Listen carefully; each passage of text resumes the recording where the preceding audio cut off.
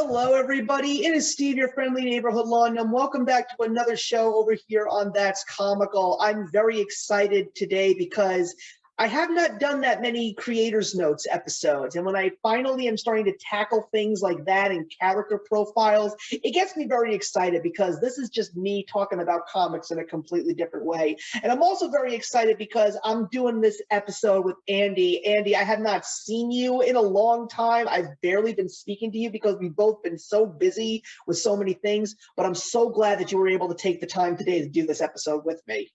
Yeah, the last time we saw each other was probably when we filmed the Robin one, right? It might have been. I think so.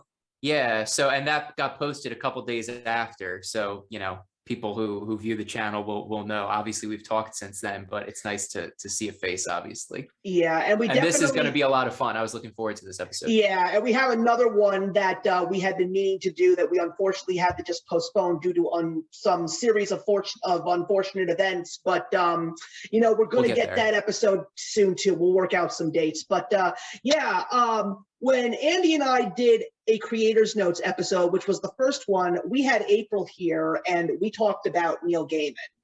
But today we're going to be talking about a very specific comic book creator that you may have heard of, or you might not even know this person even exists. But I will just say to you, after today, when you hear about what we have to say about this man who goes by the name of W. Maxwell Prince, believe me, you're going to want to read some of this guy's work because this man makes comic books like nobody out there today. That's the best way that I can describe W. Maxwell Prince and his work. Yeah, he's got a very unique voice. I think it's the sort of thing that after we talk about it a little bit, if anything about this appeals to people watching this, they should check out his work, or at least some of his work. I think there's a lot of people writing comics seriously, but it's difficult to find someone who's got as recognizable a voice and a narrative direction that they do. I think there's a lot of common themes and the kind of things that he covers, which is outside of the normal realms of some of the topics covered in comics that we've talked about on this channel thus far.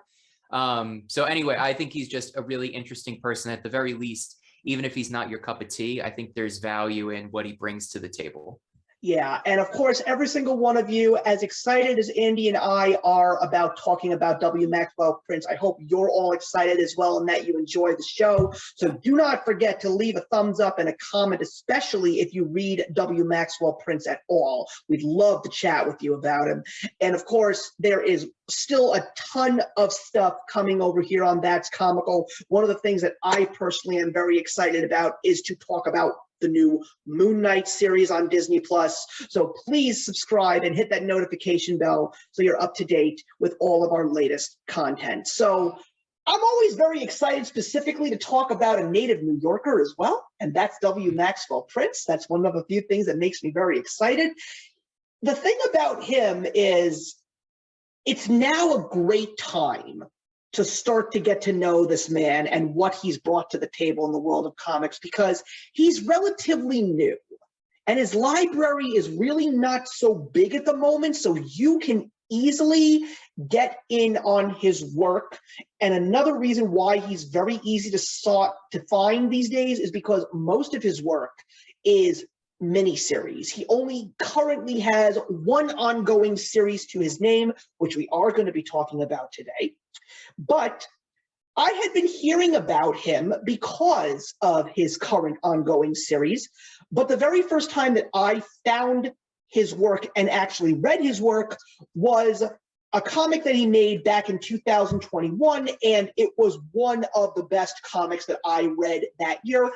And that was Ha Ha by Image Comics. It was such a unique thing.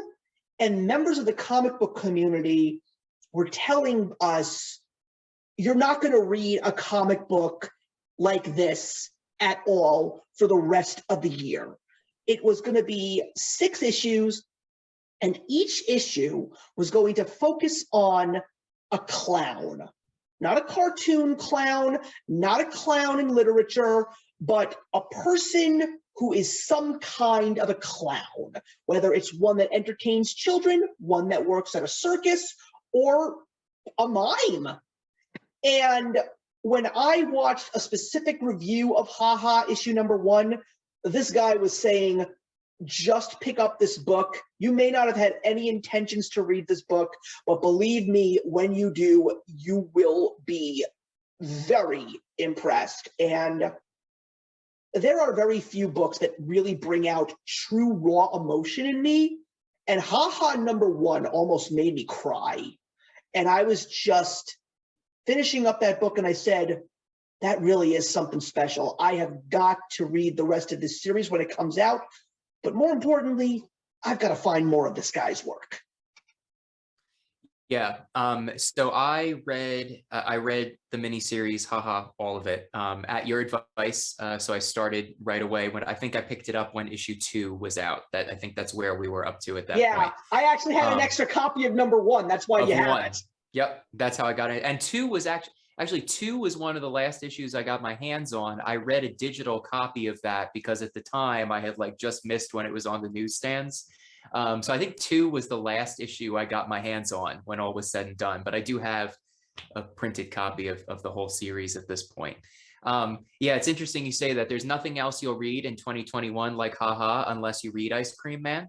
Yeah, which we'll talk about a little bit. But the interesting thing that I'll point out about Haha while we're on it is that I feel like of all of his work that I've read, it is the most similar in tone to Ice Cream Man. I agree. And while I think that he covers a lot of themes and topics that are cohesive throughout all of his work, I think that Haha and Ice Cream Man share a kinship that the other works don't.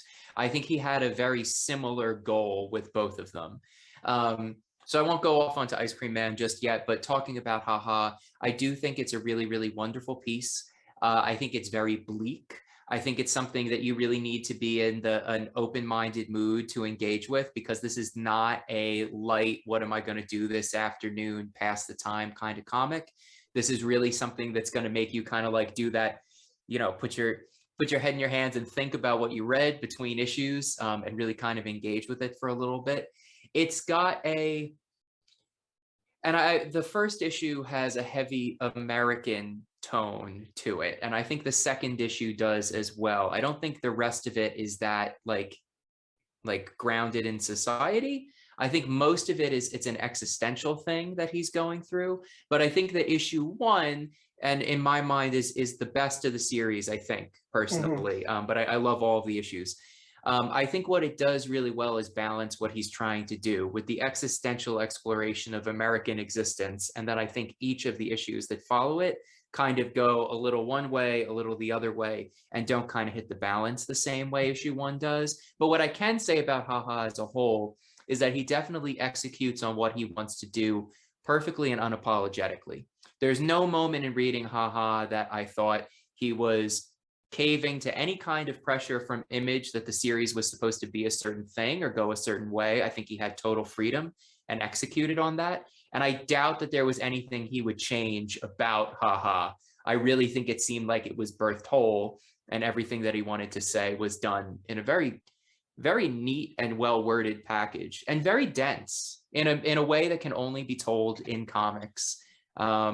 Really just impressive stuff. I love Haha. I think it's my favorite of what I've read from him. Yeah, I personally think one of the things that I love so much about Haha is he takes simple themes and really shows you the complexity of these themes. He has everything from the person who just wants to continue to follow the dream regardless of what others think.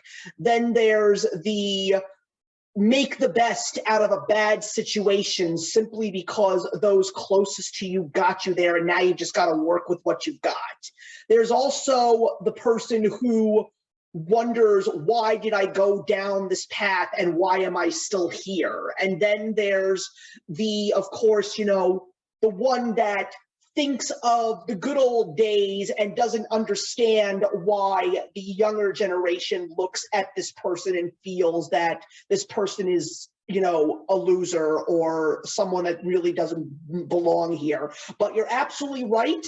the last issue ties in with the Ice Cream Man universe because of the fact that we deal with the death of Happy Hank the Clown. That's the issue that number 6 concludes the story with.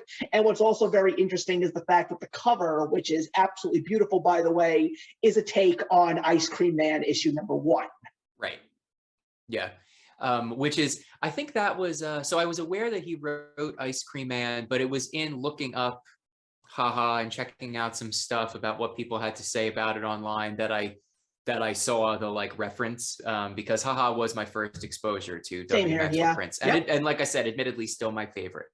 But yeah, it crosses over with Ice Cream Man in a really great way. And also that goes back to what I was saying, that they're kind of a very connected series. I did not mean that narratively, though obviously that's there if you want to like dig into that and think about what that means. But really, I did mean thematically, it's the one that's tied to Ice Cream Man. I'll also say it's the one that, at least of what I've read of his stuff, that dives as deeply, at times at least, into horror, which Ice Cream Man does as well. And I think we would be remiss to not point that out, because there's a lot of stuff that's dark in his work, but I would not call other things he has written that I have read horror. I would with Ice Cream Man and a decent amount of Haha. And I should also say, I'm not really a horror fan. I can appreciate it when it's done well. And I know I can appreciate it when it's done well. And I think it's done in this case because it's the kind of horror that works for me. It's not the jump scare, creep you out kind of shock value, while there is some shocking imagery. But I think the horror from Ice Cream Man and Haha, and I'm sticking to Haha still as best as I can for the moment, really comes from the existential exploration of American in particular, but human existence. And he does not gloss over anything. And I think he's really working through something in Haha, something very personal.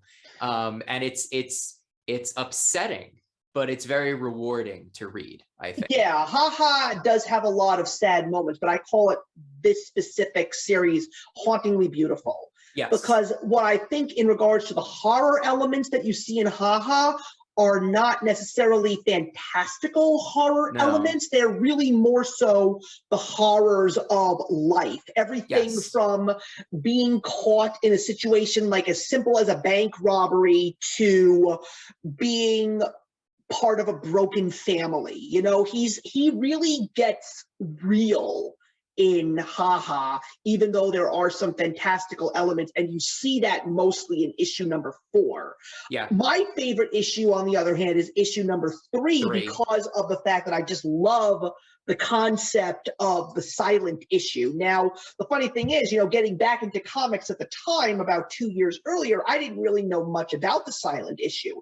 I had only read one silent issue of a comic book before that, and it was Giant Size X-Men, Emma Frost and Jean Grey, and that was okay, but issue number 3 was fantastic, and I love the fact that it was a mime, because you could only do a silent issue with a mime, but also the art is gorgeous, and I also just love at the very end there is like one word said at the end, and ever since then I have truly embraced the concept of the silent issue, because I love the concept of the picture is worth 1,000 words, and I'm getting that right now from a current image title by Cy Spurrier, which is Step by Bloody Step, which is gorgeous. But that's, I think, what I love so much about Ha. And you're absolutely right. You know, I don't think that W. Maxwell Prince is a creator that you will ever see in the big 2, even though he did show up briefly in Marvel Zombies. But that's all.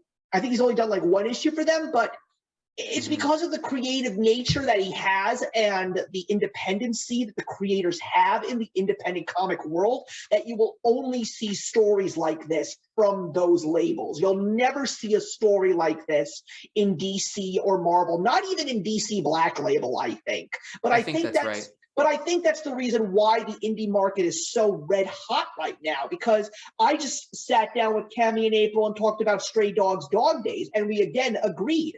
You're never going to see a story like this in the world of DC and Marvel. And it's great to know that we have these kinds of stories in the comic book world right now, because we're clearly seeing that these companies are catering not just to children, but they're catering to adults. And that's another reason why I think haha is what resonated with me as strongly as it did. I'm really surprised that not that many more people out there talked about it. I know for a solid fact that in the comic book community, the people who own the comic shops, the people who truly pour themselves into the indie circuit of comics, they uncovered this book and they praised it to high heaven, and rightfully so.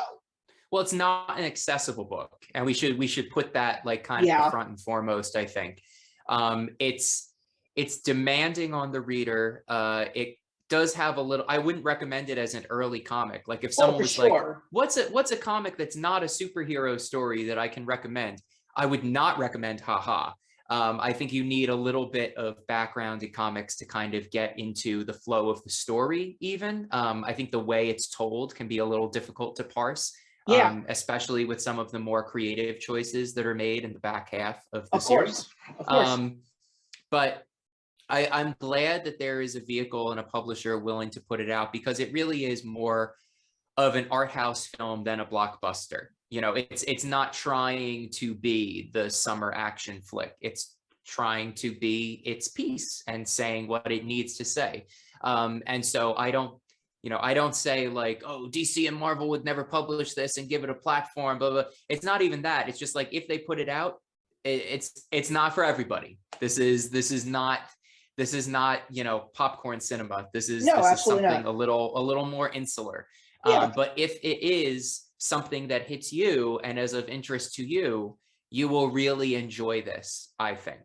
Yeah, and so of course, after reading haha, I just had to see what else W. Maxwell Prince had out there. And again, I got very excited when I realized he's a relatively new writer in the world of comics. So it was not extremely easy to hunt down his other pieces, but it wasn't difficult either, because one of the things that I did know before I read haha was the Image comic Ice Cream Man that does have a serious cult following.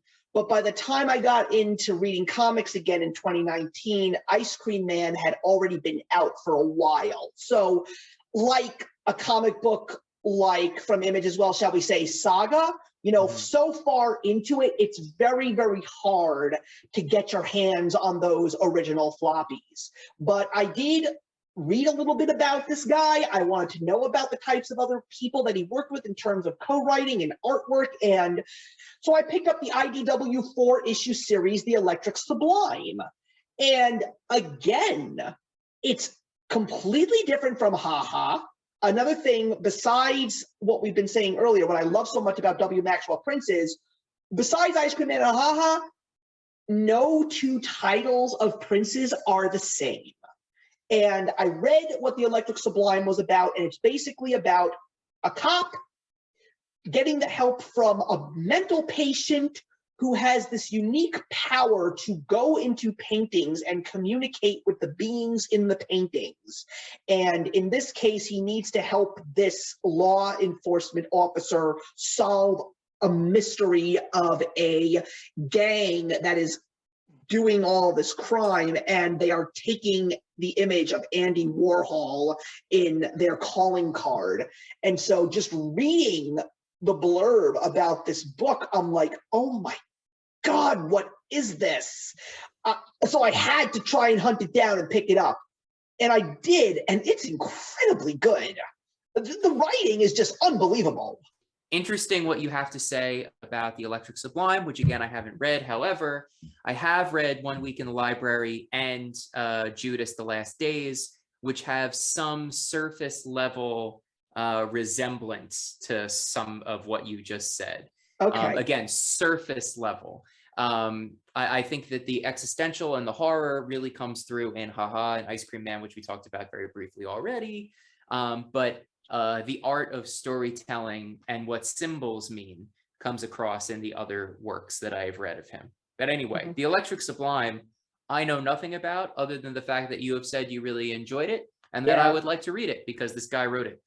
So I have nothing else to add for you on Electric Sublime, but if you Yeah. want to opine on it, feel free. Well, the one thing I don't like about the Electric Sublime is the fact that it ends on a cliffhanger, and I know for a solid fact we're not getting anything because we got a reveal at the very end of the story as to who the leader of this group that's committing all this crime is, and it's a jaw dropper. I don't want to give it away because Sure. I really want people to read it, but it's so funny because it's like when I was reading the Electric Sublime, it felt like, oh man, I am going to feel so old when I say this. It felt like I was watching Gumby when he walked into books. Uh-huh. And this is the similar thing with 1 Week in the Library.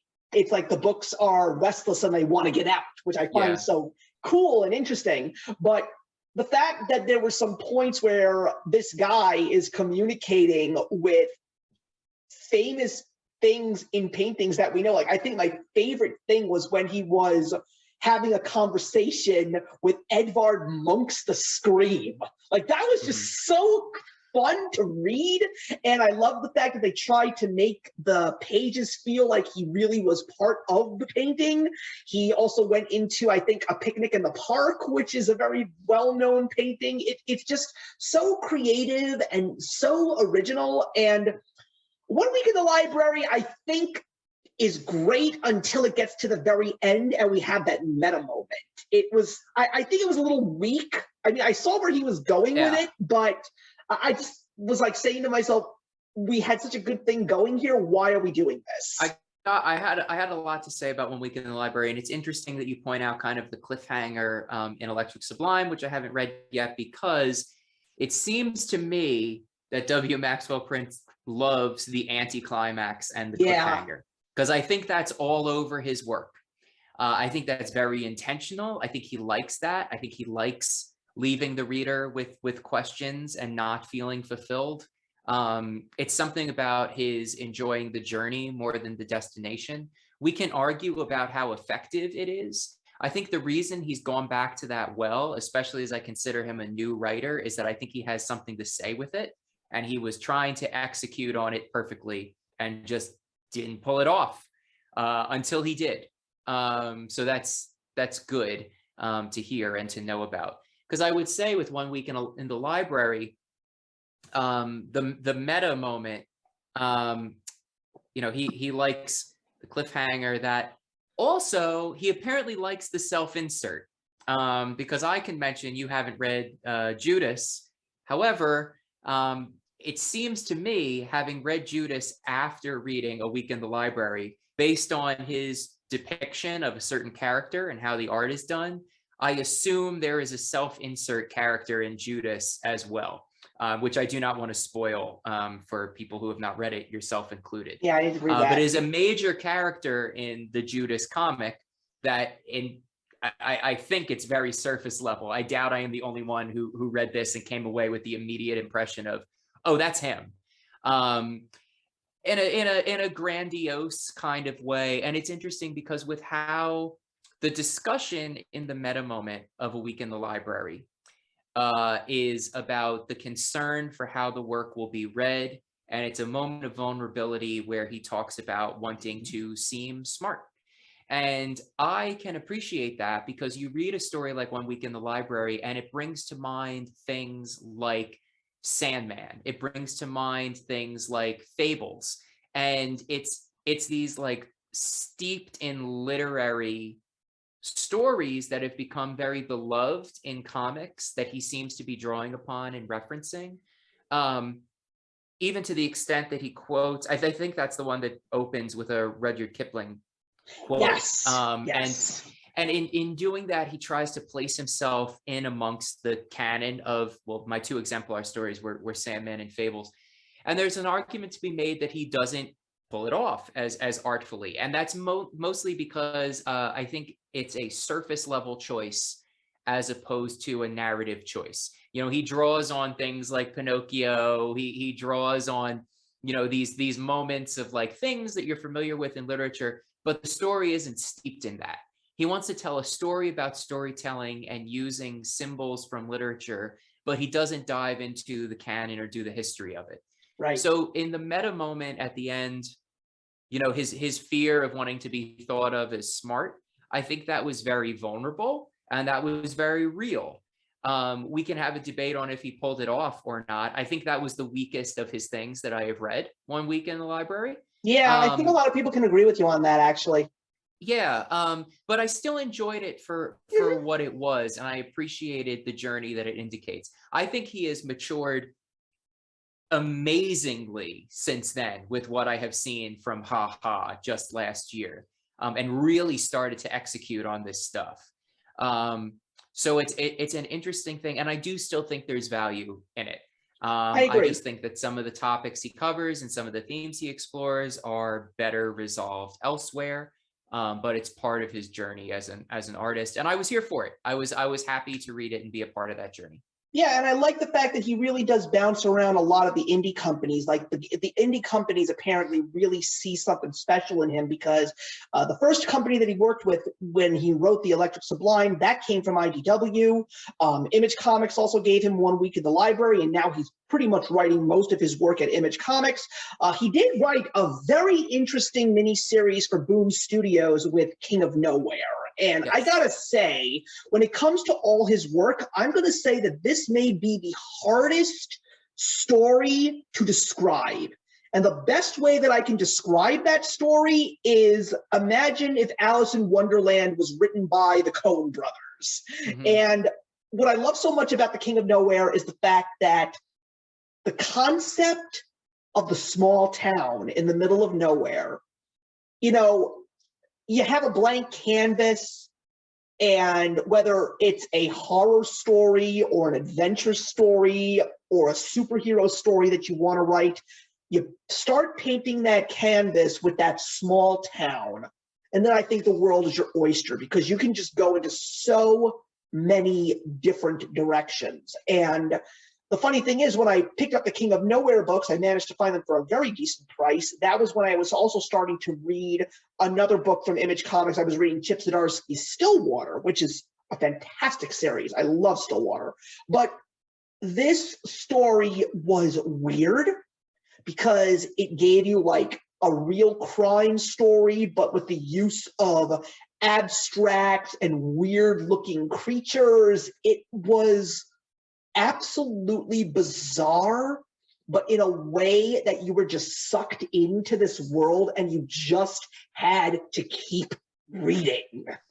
Yeah, so Coen Brothers is right. I think that's a really great description of it because I think that he was really focused on the theme of Americana that I picked up in Ha Ha pretty strongly. And I think this was his first like real attempt at kind of centering that. Mhm. And so by doing King of Nowhere in this sort of small town, albeit fantastical for grounded reasons. I mean, there's Yes. always the fantastical across his work.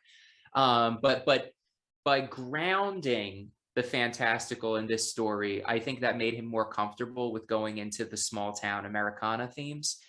Um, yeah, so this was an interesting one for me. I think the idea of it, and it's good that he does it as a miniseries. I think he's a really great miniseries writer for this reason, because I think he kind of Yeah. like has an idea, wants to execute it, go in, doesn't overstay its welcome, and like does what he needs to Yeah. do. You can never find any real lulls in his miniseries. You Yeah. can't. Yeah, and it's a difficult one to talk about because not much not much happens in King of Nowhere, but what we see are a lot of small character moments that really matter at the time. I And think I what, think yeah. that's the goal. And I think that's again when I go back to the way I sum it up is Americana. I think he likes taking snapshots of a simple life and viewing them through a fantastical lens. And I think there's a lot of that in 1 week in a library, but I think it's interestingly more fully realized here when trying to be more grounded and with characters with names, and we get this moment from different people. So yeah, you're right, there is a true like crime, like it really is like a crime narrative. There's a little bit of government conspiracy stuff going on. There's a lot of that, like, you know, more traditional plot to be followed in King of Nowhere. But I think the thing that's most impressive about it is the character exploration. And in the stuff that we have talked about so far, at least, well, not Electric Sublime, because I haven't read that. But I think we saw him getting more comfortable with the writing characters and characterization, which again, like I'm probably going to say with a lot of stuff we talk about, is fully realized in Haha, I think, because those are such vivid and full and fully fleshed out characters. But I think there is something really interesting going on in King of Nowhere, and think it's something very worth reading. Yeah, and the other thing that I have to say that's really great about W. Maxwell Prince is he always knows how to get the right artist for each of his projects. Yes. Because another true driving force of all of his work is the artist that joins him. Because particularly in King of Nowhere, along with the Electric Sublime, it's a visual spectacle. Like the bright colors, the bizarre imagery, you are just flipping through these pages, and along with getting a really rich story, as simple as some of them really are when you really think about it, you are just amazed by the way it's told through the work of the art. And King of Nowhere, I think, may be one of the stronger ways to express these kinds of thoughts, just because of the fact that you have seen him go into the bizarre already, but this is where he really gets into the bizarre. And I think what's really great about King of Nowhere is the fact that throughout this entire story, you are wondering, does the main character actually think that this is real, or is this a dream? And the best part is you never get that answer. That's what I like so much about the end of King of Nowhere. Yeah, and again, he's he loves the cliffhanger, he loves the anticlimax, he loves leaving things unresolved. But I think, as we saw in A Week in the Library, that he at least cares enough about Alice in Wonderland to include it amongst his literature canon. That you're exactly right. It's Alice in Wonderland told by the Coen brothers. And we know that W. Maxwell Prince loves the idea of the dark mirror, the through the looking glass, the other side, the thing that's just below the surface, the fantastical that better explains reality than reality does. And I think King of Nowhere has all of that going on. And I think that's, it's really well done. Again, it's difficult to go into too much detail in this one without spoiling some of the bigger moments. But I do think you don't need to know that going in. I think, these themes are ones that he has explored elsewhere and that we've covered good enough. So we're not giving too much away with the things we've said about King of Nowhere. But again, I recommend this one. This was one I really enjoyed. Yeah, it's definitely one that I need to reread. But now I want to really get into my current read for W. Maxwell Prince. And I got to say, I'm a little upset about the fact that I didn't get into it right away. The fact that it took Haha for me to get into W. Maxwell Prince's work, don't get me wrong, it was a great starting point for me. And I think because of the fact that I dug and I grabbed a lot more of his work, eventually I knew I was going to finally cross paths with Ice Cream Man, which is W. Maxwell Prince's ongoing series over at Image Comics, drawn by the brilliant artist Martin Morazzo. And Andy, I got to be honest with you. Like Saga, I just picked up the first trade, and I just said to myself, let me see if I like this, and if I like it, I'm going to read more.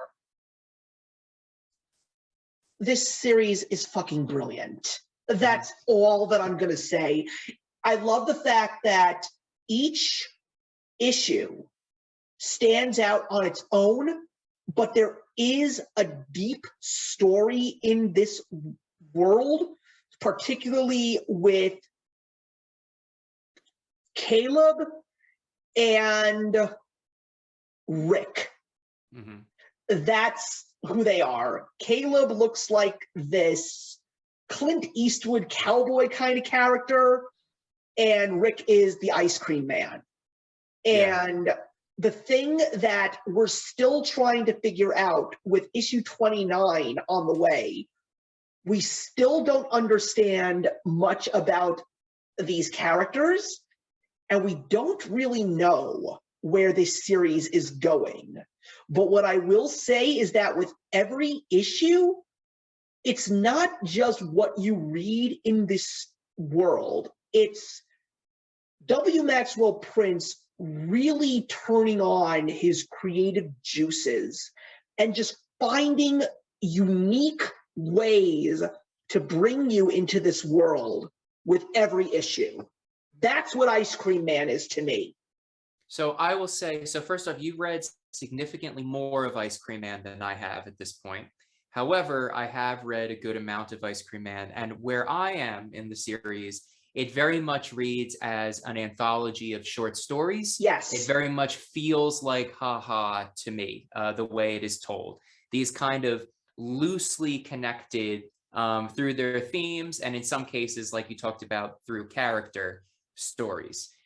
What I have read is very horror, and it's deeply existential in the way that haha is. I'm excited to read the rest of it, and I will.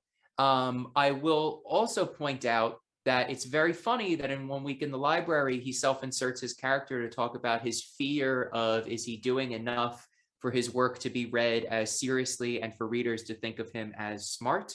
It was really funny for me reading that after having read haha and a bunch of Ice Cream Man, because he writes Ice Cream Man with the confidence of someone who I am shocked felt the need to do that a couple of years prior, doing 1 Week in the Library, because Ice Cream Man is deeply, deeply hard to parse. It is not written in an opaque way to be like, look at me, haha, I'm so smart. It's just very, very dense, and there is a lot to wrap your head around. There's a lot of ways to read the stories that are in Ice Cream Man. I don't think that there is one particular takeaway that you need to have from what he's trying to do. And I think it's brilliantly crafted. And I think having read haha and Ice Cream Man is what made me think it's worth doing a creator's note on W. Maxwell Prince, because I agreed to doing this before I went back and read anything else. I had read a volume of Ice Cream Man and 6 issues of haha, knew he had a couple other miniseries, and said, yeah, this is the kind of creator we should do a creator's notes on. I agreed with you there. And it's funny to see how much he grew so quickly looking at the brilliant stories in Ice Cream Man. Not just brilliant, but experimental and brilliant. Yeah. These are stories that I have not seen something similar from anybody else. I have seen horror in comics. I have seen dark tales in comics. I have seen existential themes in comics. I've never seen something as fully realized and unique as things like the Neapolitan issue. I want to talk about that. Yeah. And it's just, there's so much there. And so much of it is the feeling you get while reading it, and knowing that there are elements and symbols that he has put into this stuff that are personal and for him, but get an emotional reaction from the reader. So even if I don't understand everything, look, I see the baby birds in like half of the things he writes, okay? I get it. I don't exactly know why that resonates with him so closely, but like I feel it in his writing when I see this stuff. And so I have nothing but praise for Ice Cream Man. And again, to be clear, I am not caught up. This is not one that I have read the entirety of. Oh yeah, same here. But again, you're even further than me at this point. I think we know this is there's something of value here. I recommend people watching this check out Ice Cream Man, because even if it's not for you, I highly doubt you will read it and think this is crap. I think you're going to read it and think this would be my friend's favorite story. If it's not something that deeply resonates with you. And I also have to give praise to the fact that he chose Martin Morazzo to do the artwork, because I will also say, you might look at a cover like this and think it is all light and fluffy, but let me just tell you one thing. These guys know the true definition of false advertising in a beautiful way. I mean, this book, every cover that I'm seeing on these graphic novels are so inviting. And I love the fact that Martin Morazzo in all the issues particularly harps on using the bright, warm colors. They're enticing. They make you want to come and enjoy this world. And then when you read the pages of these books, I mean, you brought up a story in there that I wanted to talk about, Strange Neapolitan. Mm-hmm. That is so unusually brilliant. It's just, we've seen the theme of the storytelling, which is a person being seen in three different ways of life. But the way that it's done is there's very little dialogue, and you see a brown strip, a yellow strip, and a red strip to symbolize the three ice cream flavors in a Neapolitan, which is chocolate, vanilla, and strawberry.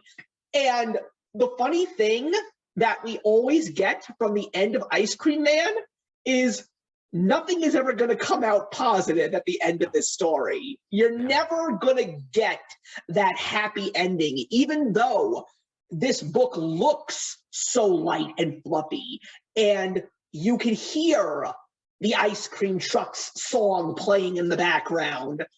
You're in for a big surprise if you think you're going to be getting something tame from Ice Cream Man. Strange Neapolitan in particular, I think, is a great crystallization of that, because the way it's told, without spoiling the individual story, is, like you said, there are the three strips, like the three flavors, and we carry that throughout. And it really feels like what we're watching is a sort of butterfly effect of, this is how sadness happens. Like, we could have had joy, but we have this. And Strange Neapolitan turns that idea, which it seems like it's doing, on its head, that really everything is bleak. No matter how good anything looks, there's a darkness in everything. None of the stories have, and that's not a spoiler, none of the stories have a happy ending. And we know that because we've already been reading Ice Cream Man at that point. This is not a happy ending story. You're not going to be getting those.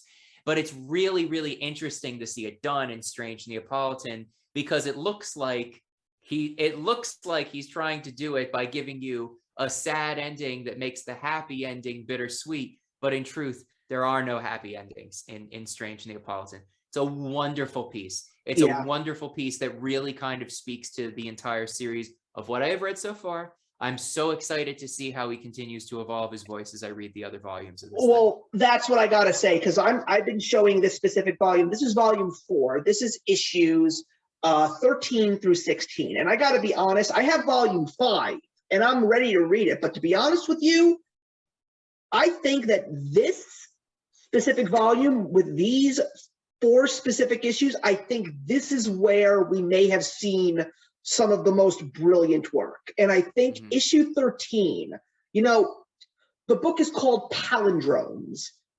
You can read this book backwards and forwards because this book is a palindrome. I had never heard of something like that with a comic book.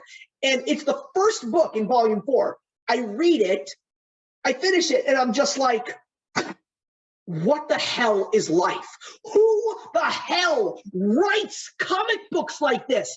And why is it so hard to get people to find a writing talent like this? Because you go into the comic book community and you hear the comic book news and you hear the controversy, you hear the debates, you hear about how so many people are upset with what's going on in the big two. And everybody's saying, oh, dear God, the comic book industry is done and buried. I'm like, fucking read Ice Cream Man. Read Ice Cream Man if you want to get some glimmer of hope in brilliant writing. I mean, I know we're not horror fans, and I know there's many people out there that are not horror fans, but I'm just saying, forget about the fact that Ice Cream Man is a horror. Just, you're never going to read something as uniquely done as Ice Cream Man.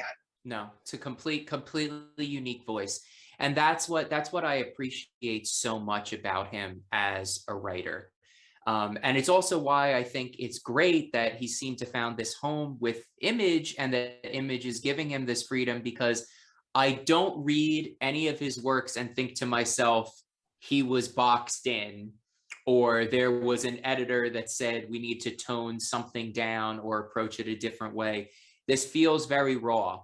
It also, if I'm wrong about that, if he's like quietly seething that he has needed to like tone something down or change something over the years, like multiple times, that speaks to his brilliance, that it certainly doesn't feel that way. But I agree with you completely. And it's so wonderful that there is a voice like this in comics and somebody we can point to who, you know, it's one of those things. And we get asked the question all the time, and we talk about it on this channel all the time. If I want to get into comics and I'm not really interested in reading, you know, a superhero story or one of the mainstream comics, where would I look in the indies? And I would say that W. Maxwell Prince is one of those authors who check out something recent he has done, and he's got a unique voice. And if you like it, well, I don't really have anyone else to recommend you. That doesn't help me because he's completely unique, but at the very least, you should read all of his stuff. Well, one of the few things that I will definitely say is that I'm really excited because this year we're celebrating the 30th anniversary of Image Comics, the comic book company that changed the industry for what it was in the 90s. And they're celebrating in so many different ways. And one of the ways that they're doing so is they are doing a 12-issue maxi series starting next month in April called Image. It's Image with an exclamation point at the end. And what makes me very excited is, you ready for who is headlining the project? Jeff Johns. Oh boy. Well, actually, has one of them come out or a No. preview? No? Okay. No. I think when I was looking up stuff for what I was going to read and prepping for this, I probably saw that that was coming, because I saw Jeff Johns on the byline next to W. Maxwell Prince for one of these. Yes, and what I'm saying is this is going to be 12 issues of some ongoing stories broken up in 12 parts, and there's also going to be some individual stories. But what Image is doing and what they're letting Jeff Johns do is they're putting together a team of writers and artists that, as far as I'm concerned, are going to shape the future of Image Comics and shape the future of the indie circuit in general. And we're seeing artists right now like Kyle Higgins, who is currently doing the Radiant Black universe.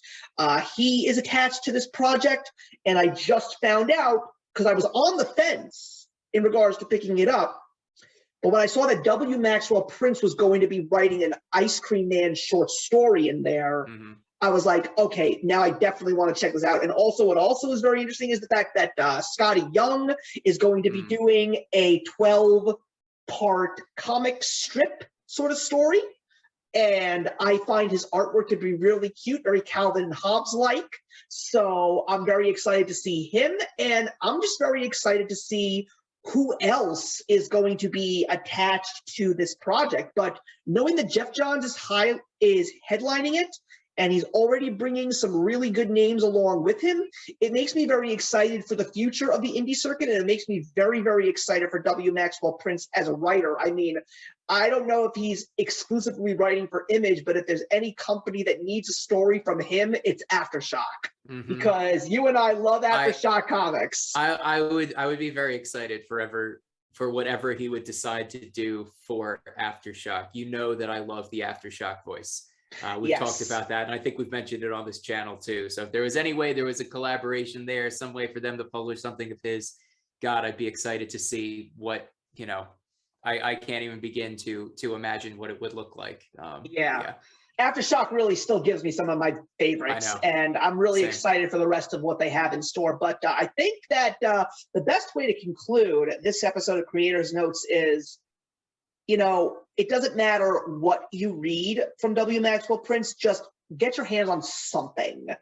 Especially if you're finding a lull in comic reading right now, or you're just sick and tired of the classic superhero, because it's a sad thing to say that seems to be the most common thing said about comic books in general right now.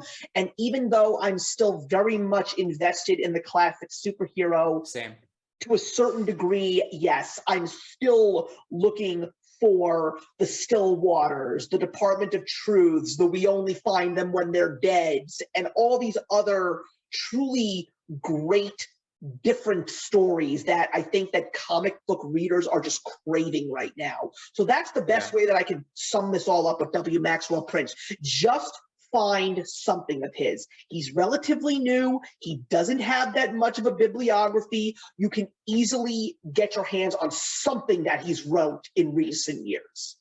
Yeah, honestly, you can read the vast majority of what he's written in like one very emotionally taxing day, dawn to dusk, if you felt so inclined. But I'd be afraid of hanging out with a person who was able to do that. Yeah, no, I'm a big fan of his work. It's funny that I started by saying that haha is a little, intentionally inaccessible, in that, not inaccessible in that it's opaque, but that it's unfriendly to the reader, that you really need to be willing to invest the time and the energy into getting something out of it. I'll conclude by saying, I think at this point, after listening to all of this, my recommendation, if this sounds interesting to you, is to pick up Haha 1 and see what you think.